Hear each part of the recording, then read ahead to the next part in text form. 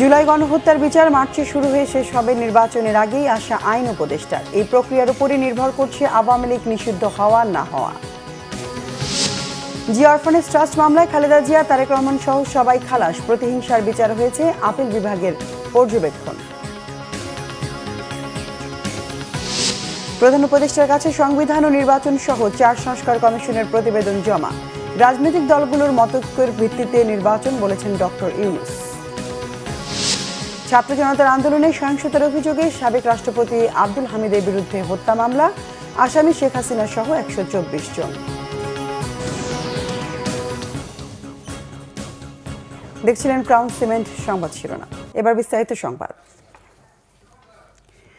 যে গতিতে তদন্ত চলছে তাতে আগামী মার্চ মাসেই জুলাই গণহত্যার ট্রায়াল শুরু হবে বলে জানিয়েছেন আইন উপদেষ্টা আসিফ নজরুল। এছাড়া নির্বাচনের আগেই ট্রাইব্যুনালের বিচারিক কাজ শেষ হবে বলেও আশা করেন তিনি। আর এই বিচারিক প্রক্রিয়ার উপরেই আওয়ামী লীগের নিষিদ্ধ হওয়া না হওয়া নির্ভর করছে বলেও ইঙ্গিত দেন আসিফ নজরুল। এদিকে সংস্কার কমিশনগুলোর মেয়াদ আরও 1 মাস বাড়ানোর কথা জানান পরিবেশ উপদেষ্টা রিজওয়ানা হাসান। রুকনুজ্জামানের রিপোর্ট।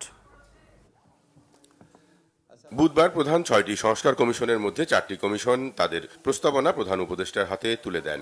পরে রাজধানীর ফরেন সার্ভিস একাডেমিতে এ নিয়ে ব্রিফিংয়ে উপস্থিত ছিলেন সরকারের 3 উপদেষ্টার সাথে প্রধান উপদেষ্টার প্রেস সচিব। বিভিন্ন সংস্কার কমিশনের প্রস্তাবনাগুলো সমন্বয়ের জন্য কমিশনের মেয়াদ আরও 1 মাস বাড়ানোর কথা জানান পরিবেশ উপদেষ্টা রিজওয়ানা হাসান।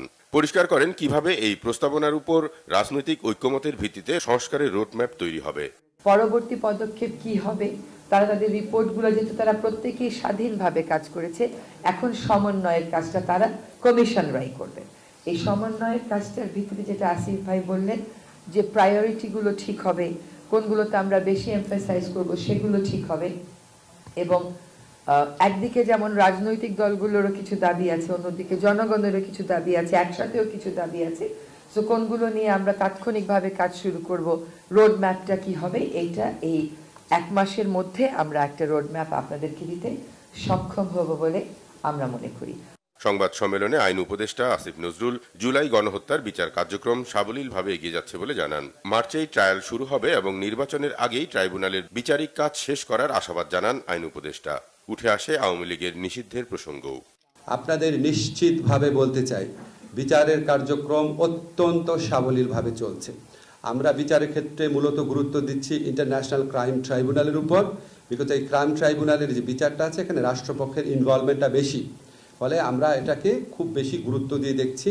এবং আমাদের যেই গতিতে এই মামলার তদন্ত কাজ এগোচ্ছে, সম্ভবত আপনারা আশা করছি মার্চ থেকে শুনানি শুরু হয়েছে এটা দেখতে পারবেন। এবং আমাদের আশা আছে, গেইন এটা বিচারালয়ের বিষয়, আমাদের আশা আছে, আমাদের বিশ্বাস আছে, আমরা যে গতিতে এগোচ্ছি ইনশাআল্লাহ সামনে নির্বাচনের আগেই আমরা অন্তত ট্রায়াল কোর্টে বিচার কাজ সম্পন্ন করতে পারবো।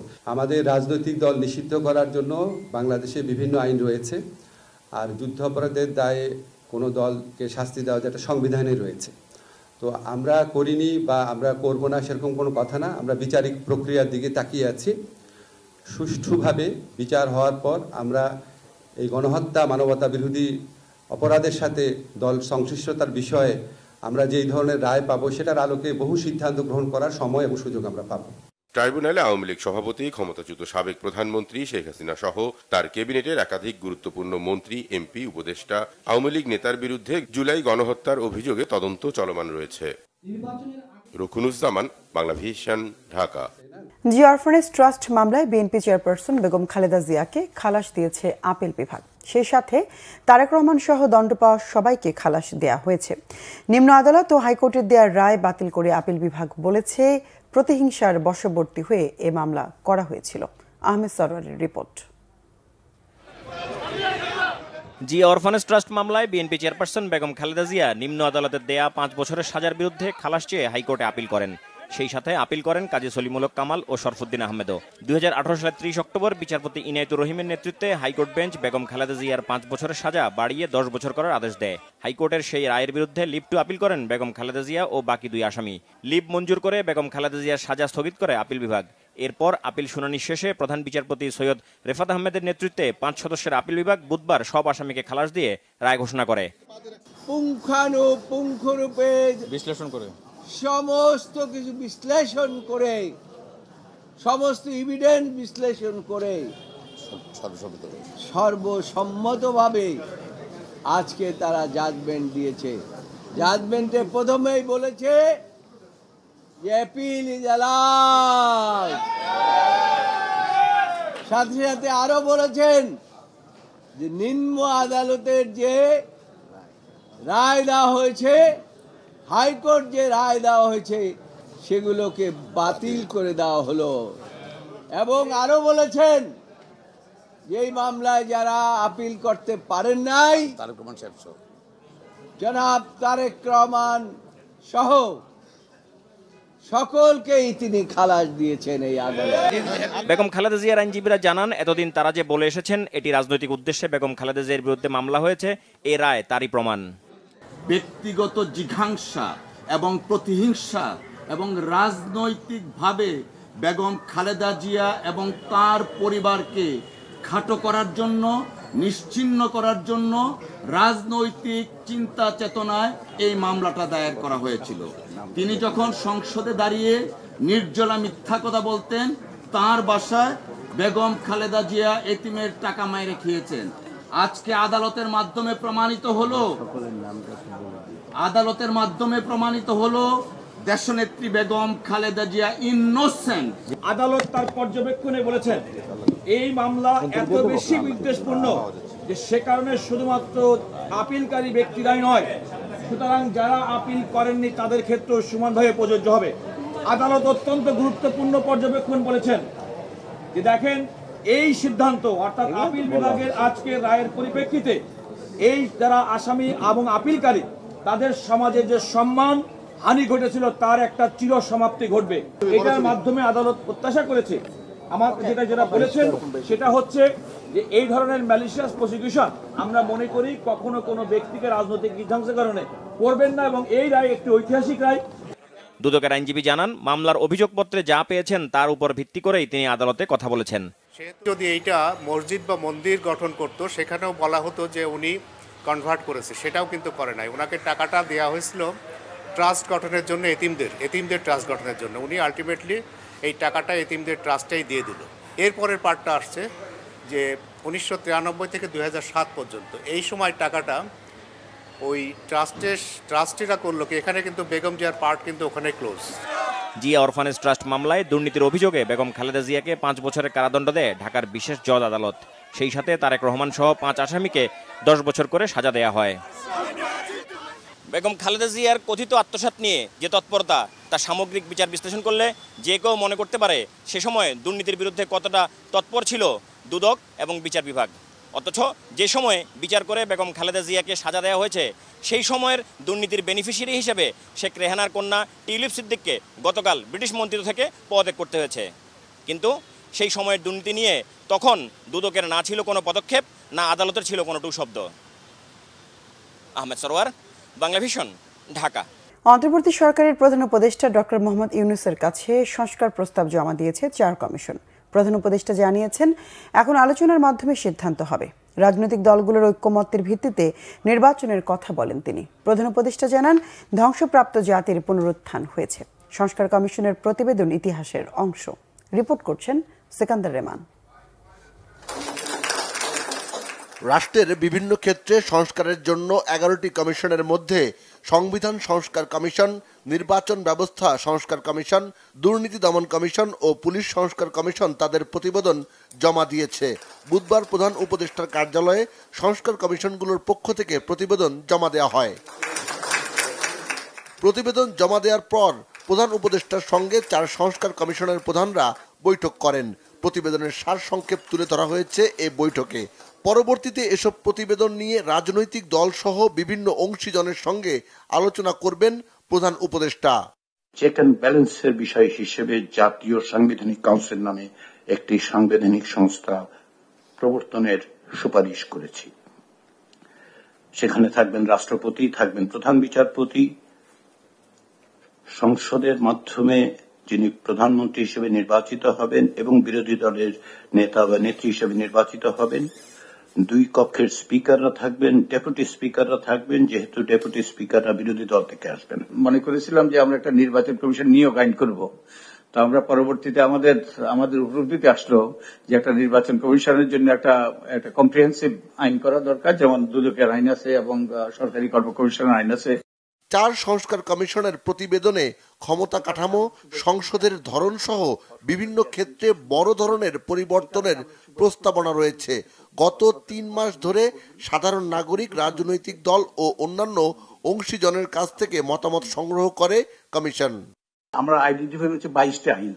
এই 22টা আইনের হয় সংশোধন বা পরিমার্জন বা ইভেন কোন ক্ষেত্রে রিপ্লেস করতে হবে। হ্যাঁ, সেটা আমরা বলে দিচ্ছি এই 22টা আইনের কোন কোন সেকশনের ক্ষেত্রে আমাদের আপত্তি আছে, মানে বললে সুপারিশ করেছি আমরা। দুদকের আমরা এমন একটা প্রতিষ্ঠান চাই যার মধ্যে যারা কর্মী হিসাবে থাকবেন সকল পর্যায়ে তাদের এক ধরনের সেন্স অফ ওনারশিপ থাকবে, প্রাইড থাকবে যে তারা রাষ্ট্রীয় গুরুত্বপূর্ণ একটা প্রতিষ্ঠানে কাজ করছে। সেই জন্য যেরকম প্রণোদনার দরকার, সেই জন্য আমরা বিভিন্ন সুনির্দিষ্ট প্রস্তাবনা করেছি, ইনক্লুডিং হায়ার স্কেল মানে বেতন ভাতার। রাষ্ট্র সংস্কারের সুনির্দিষ্ট সুপারিশগুলো এখন বড় পরিসরে আলোচনার পর পরবর্তী করণীয় নির্ধারিত হবে বলে জানান প্রধান উপদেষ্টা ডক্টর মোহাম্মদ ইউনূস। যেটা তখন এটা আমাদের বাংলাদেশ জাতি একটা সনদ, যে সনদ আমরা বুকে নিয়ে অগ্রসর যত তাড়াতাড়ি পারি, যত বেশি পরিমাণে এটা বাস্তবায়ন করতে পারি বাস্তবায়ন করতে থাকবে।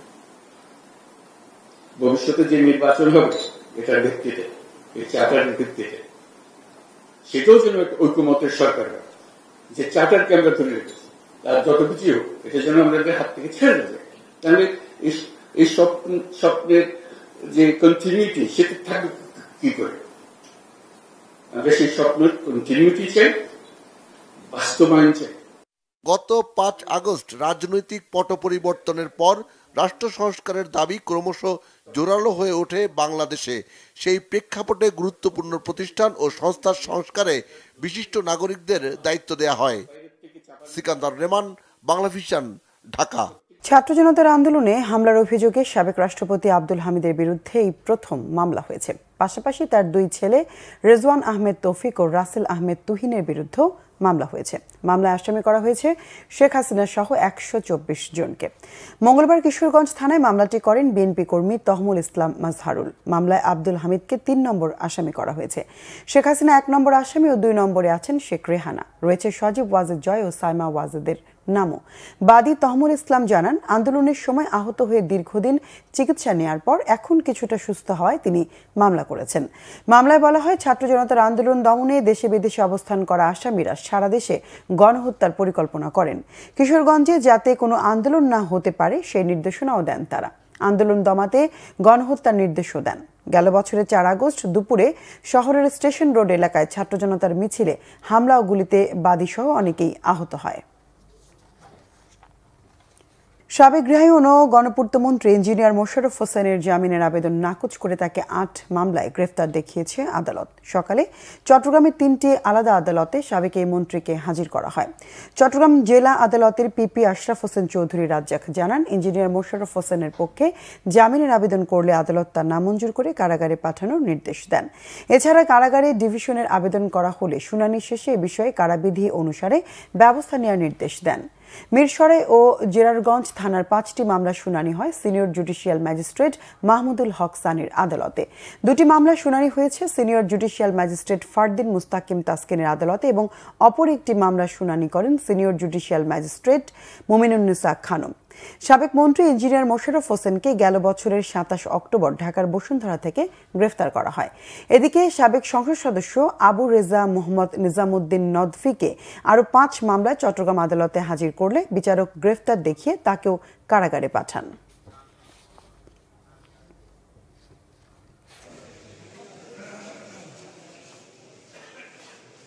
নাটোরের নলডাঙ্গা রামশা কাজীপুরে 2004 সালে অগ্নিসংযোগ ও লুটপাট মামলায় অ্যাডভোকেট রুহুল কুদ্দুস তালুকদার দুলু সহ সব আসামি খালাস দিয়েছে আদালত। দুপুরে অতিরিক্ত জেলা ও দায়রা জজ প্রথম আদালতের বিচারক AFM মারুফ চৌধুরী এ রায় দেন। 2004 সালের 7 ফেব্রুয়ারি 18টি বাড়িতে অগ্নিসংযোগ ও লুটপাটের অভিযোগে একই এলাকার আনিসুর শাহের ছেলে আসাদুজ্জামান আসাদ নলডাঙ্গা থানায় অ্যাডভোকেট এম রুহুল কুদ্দুস তালুকদার দুলু সহ 105 জনের নাম উল্লেখ করে একটি মামলা করেন। মামলায় দুলু সহ 94 জনকে 2007 সালের 6 আগস্ট 5 বছরের সশ্রম কারাদণ্ডের ও 10,000 টাকা জরিমানার আদেশ দেন অতিরিক্ত জেলা ম্যাজিস্ট্রেট রৌনক মাহমুদ। পরদিন জেলা ও দায়রা জজ আদালতে আপিল করেন তালুকদার দুলু সহ 30 জন।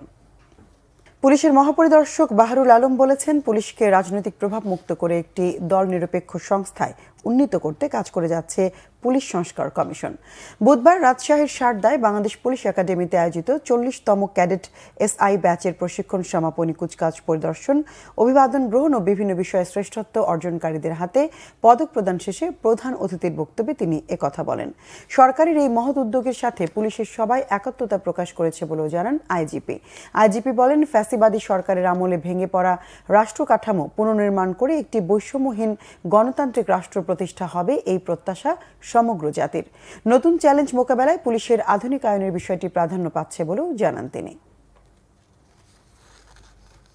কক্সবাজারে আলোচিত খুলনার সাবেক ওয়ার্ড কাউন্সিলর গোলাম রাব্বানী টিপুর হত্যায় জড়িত আরও 3 জনকে গ্রেফতার করেছে পুলিশ। তারা হত্যার দায় স্বীকার করেছে বলে জানায় পুলিশ। সকালে পুলিশ সুপার কার্যালয়ে এক প্রেস ব্রিফিংয়ে জেলা পুলিশ সুপার রহমতুল্লাহ জানান, মঙ্গলবার মৌলভীবাজারের জুড়ি থানার চা বাগান এলাকা থেকে তাদের গ্রেফতার করে পুলিশ। পরে তাদের নিয়ে কক্সবাজারের একটি হোটেল থেকে হত্যাকাণ্ডে ব্যবহৃত আগ্নেয়াস্ত্রটি উদ্ধার করা হয়। এরা হলো শাহরিয়ার ইসলাম পাপ্পু, গোলাম রসুল ও হত্যাকাণ্ডের দিন টিপুর সঙ্গে হোটেলে অবস্থান করা নারী ঋতু। পুলিশ সুপার আরও জানান, আধিপত্য বিস্তার ও পূর্ব শত্রুতার জেরেই খুন হন খুলনার 4 নম্বর ওয়ার্ডের সাবেক কাউন্সিলর গোলাম রাব্বানী টিপু। গ্রেফতার শাহরিয়ার ইসলাম পাপ্পু কাউন্সিলর টিপুকে নিজেই গুলি করে হত্যা করে। পাপ্পু হুজি শহীদুল ইসলামের ভাতিজা। 10 বছর পর চাচা হত্যার প্রতিশোধ নিতে ভাতিজা পাপ্পু টিপুকে হত্যা করে। গত 9 জানুয়ারি রাতে কক্সবাজার সমুদ্র সৈকতে গোলাম রাব্বানী টিপুকে গুলি করে হত্যা করে দুর্বৃত্তরা। চট্টগ্রামের চান্দগাঁও থানার ডিউটিরত 5 পুলিশ সদস্যের উপর হামলার ঘটনায় 2 জনকে আটক করেছে পুলিশ। রাতে নগরীর মোহরায় চেকপোস্ট থেকে তাদেরকে আটক করা হয়। চান্দগাঁও থানা পুলিশ জানায়, মোহরা পুলিশ বক্সের সামনে নিয়মিত তল্লাশির সময় একটি সিএনজি অটোরিকশার 2 যাত্রীর পরিচয় জানতে চান ডিউটিরত পুলিশ সদস্য। এ সময় তারা একবার এক নাম বলেন। এতে সন্দেহ হওয়ায় তাদের পরিচয়পত্র চাওয়া হলে পুলিশকে প্রথমে গালমন্দ এবং পরে পুলিশের উপর হামলা করে। এ বিষয়ে আটক 2 জনের বিরুদ্ধে মামলা করেছে পুলিশ। এতে পুলিশের উপর হামলা, সরকারি কাজে বাধা ও পুলিশের অস্ত্র ছিনিয়ে নেওয়ার অভিযোগ করা হয়েছে। লাল শাপলা মুগ্ধতা ছড়াচ্ছে সিলেটের জৈন্তাপুরে ডিবি হাওরে। পর্যটকদের নতুন আকর্ষণ হয়ে উঠেছে হাওরটি। নৌকায় বিলের অপরূপ সৌন্দর্য উপভোগ করছেন তারা। সিলেট থেকে দীপু সিদ্দিকীর তথ্য ও ছবিতে ডেস্ক রিপোর্ট। ভারত সীমান্ত ঘেঁষা সিলেটের জৈন্তাপুর উপজেলার ডিবি হাওর প্রাকৃতিক সৌন্দর্যের দৃষ্টিনন্দন এক জায়গা। সেই সৌন্দর্য বাড়িয়েছে বিলের লাল শাপলা। ভোরের আলো ফোটার সাথে সাথে নতুন প্রাণ পায় বিলটি। লাল শাপলার সৌন্দর্য উপভোগ করতে আসেন হাজারো পর্যটক। পরিবার পরিজন বন্ধু বান্ধবদের নিয়ে ঘুরে বেড়ান নৌকায়। নৌকা রাইড দিয়ে এখানে আসলাম। আর এই আসার পথে অনেক শাপলা এখানে পাওয়া যায়, লাল রঙের শাপলা। ভোরের দিকে এগুলো ফুটে। তো আমরা যেহেতু সকালবেলা আসছি, তো জাস্ট ব্লুমিং ওয়াটার লিলিজ আমরা দেখতে পারলাম। এত সুন্দর নৈসর্গিক পরিবেশ বাংলাদেশে খুব কমই আছে। আমরা আশা করব এটার উন্নয়নে যেন সরকার নজর দেয়। রাস্তা খুবই ভয়াবহ অবস্থা, অনেক খারাপ অবস্থা। ধুলাবালি অনেক, সাইকেল নিয়ে আসাই যায় না। এই রাস্তা এত খারাপ, এত অন্ধকার, এই কুয়াশা, অ্যাক্সিডেন্ট হবে। এসে তো আমরা মানে স্প্লেন্ডিড আর কি, এত মুগ্ধ। ভালো লাগছে। আমি আমার ফ্যামিলিকে নিয়ে এখানে ঘুরতে আসছি, অনেক স্পেশাল মোমেন্ট হয়ে থাকবে। সিলেটের সবচেয়ে আকর্ষণীয় এবং সবচেয়ে জনপ্রিয় এই মুহূর্তে এই পর্যটন স্পট। এবং এখানে আমরা যেটা দেখতে পাই যে আসলে শুক্রবার এবং শনিবার খুব বেশি পর্যটক সমাগম হয়।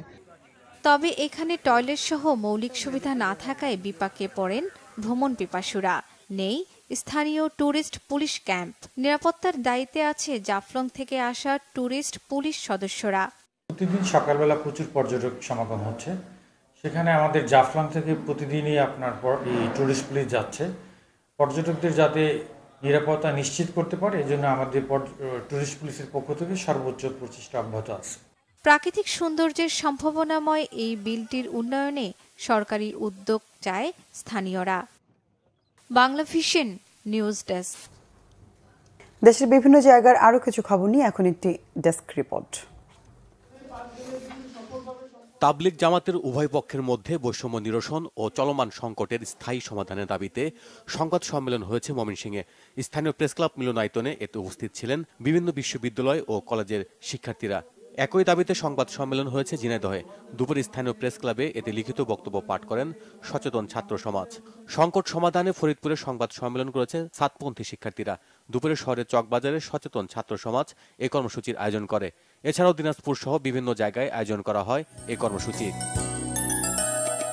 3 পার্বত্য জেলার বেসরকারি প্রাথমিক বিদ্যালয়গুলো জাতীয়করণের দাবিতে মিছিল ও মানববন্ধন হয়েছে খাগড়াছড়িতে। শহরের শাপলা চত্বর থেকে মিছিলটি স্থানীয় প্রেস ক্লাবের সামনে গিয়ে শেষ হয়। পরে মানববন্ধনে বক্তব্য রাখেন বেসরকারি প্রাথমিক শিক্ষক সমিতির সাধারণ সম্পাদক পারু চাকমা সহ অন্যরা। নিত্যপণ্যের উপর বাড়তি ভ্যাট প্রত্যাহার সহ বিভিন্ন দাবিতে বিক্ষোভ মিছিল হয়েছে গাইবান্ধায়। বাম গণতান্ত্রিক জোটের উদ্যোগে মিছিল শহরের রেলগেট থেকে বের হয়ে প্রধান সড়কগুলো প্রদক্ষিণ করে। গোপালগঞ্জে তারুণ্যের উৎসব উদযাপন উপলক্ষে জেলা প্রশাসকের কার্যালয় পরিদর্শন করেছে ক্ষুদে শিক্ষার্থীরা। জেলা প্রশাসন, স্কুল অ্যান্ড কলেজের শিক্ষার্থীরা এই সময় জেলা প্রশাসকের সাথে সাক্ষাৎ করেন। ঝালকাঠিতে শীতার্তদের মাঝে শীত বস্ত্র বিতরণ করেছে রেড ক্রিসেন্ট। এ সময় 4 শতাধিক শীতার্ত মানুষের হাতে কম্বল তুলে দেন জেলা প্রশাসক আশরাফুর রহমান। বন গবেষণা ইনস্টিটিউটের উদ্ভাবিত প্রযুক্তির পরিচিতি বিষয়ক কর্মশালা হয়েছে পিরোজপুরে। সকালে জেলা প্রশাসকের সম্মেলন কক্ষে এতে উপস্থিত ছিলেন জেলা প্রশাসক মোহাম্মদ আশরাফুল আলম খান। তারুণ্যের উৎসব উপলক্ষে পলিথিন ব্যবহার পরিহার ও বর্জ্য ব্যবস্থাপনা নিশ্চিতকরণ সহ র্যালি হয়েছে নাটোরে। উপস্থিত ছিলেন জেলা প্রশাসক আসমা শাহিন সহ অন্যরা। কোল্ড স্টোরেজে হামলার প্রতিবাদে ও শ্রম আইন অনুযায়ী আলুর বস্তা সংরক্ষণের দাবিতে সংবাদ সম্মেলন হয়েছে রাজশাহীর তানোরে।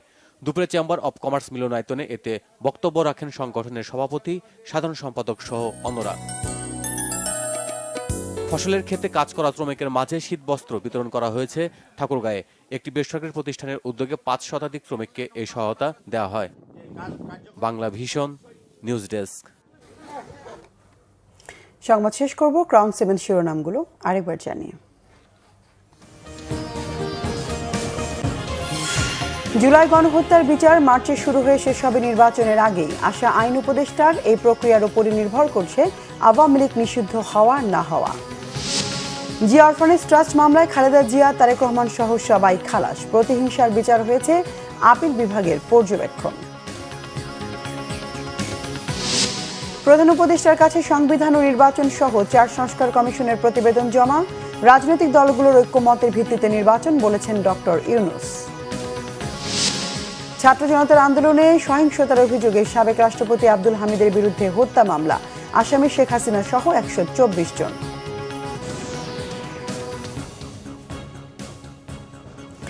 দর্শক, এ ছিল এখনকার মতো। পরের সংবাদ সন্ধ্যা 7:30টায় দেখার আমন্ত্রণ রইল। এছাড়া বাংলা ভিশন সংবাদ ও সংবাদ সংশ্লিষ্ট অনুষ্ঠান দেখতে ভিজিট করুন www.bvnews24.com ও facebook.com/banglavisionnews এবং সাবস্ক্রাইব করুন youtube.com/banglavisionnews। এতক্ষণ সঙ্গে থাকায় ধন্যবাদ সবাইকে।